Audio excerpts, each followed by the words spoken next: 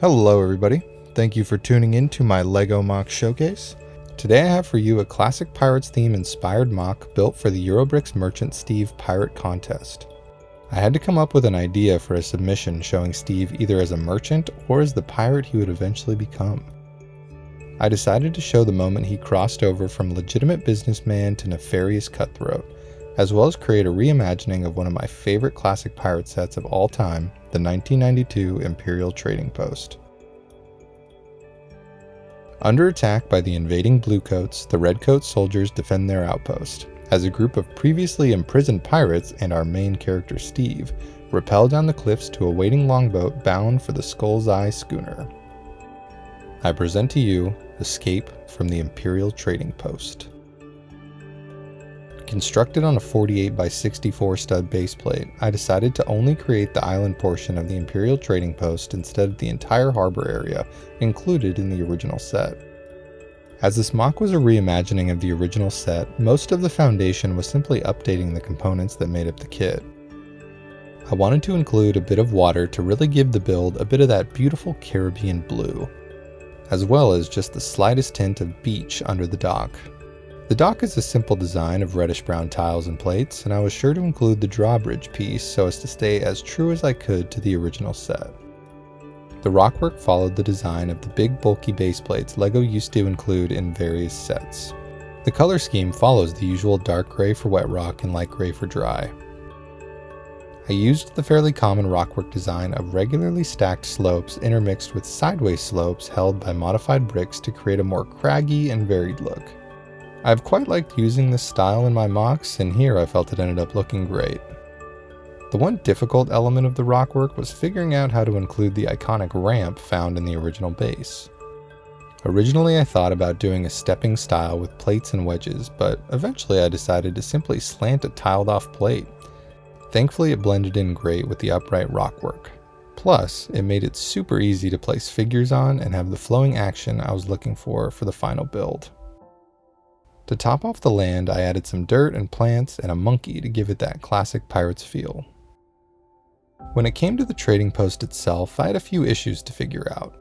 The first was to decide whether or not to include that yellow brick foundation in the original set or lean towards a more realistic style, which is usually what I tend to go for.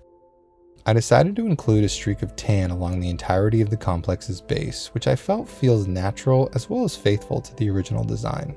The next design choice I had to make was deciding how to do the outer walls of the trading post. The original set has little to no surrounding structure, which didn't feel right for the style I was using for this MOC. This led me to lift the cannon section onto a raised battery, as well as build an entrance arch to bridge the raised area with the fairly low walls surrounding the rest of the courtyard.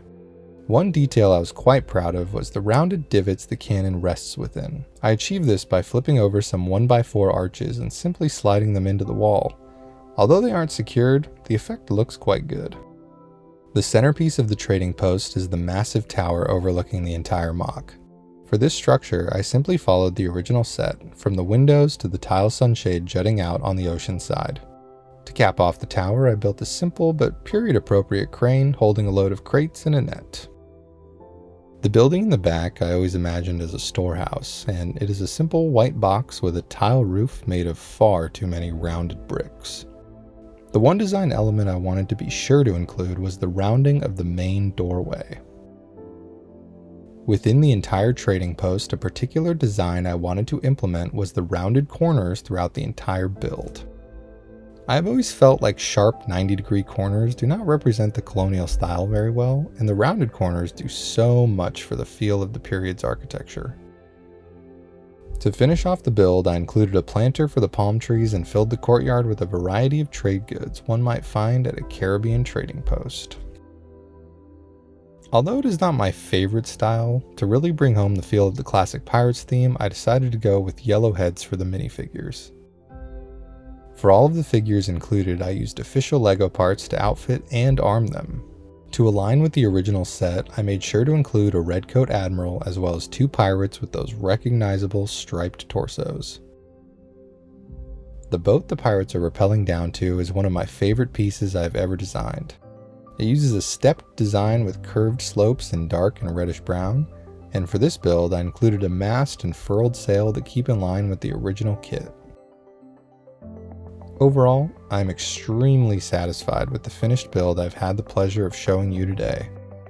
As a lifelong fan of pirates, it was so much fun to create this build, and I hope you all have enjoyed it as much as I have.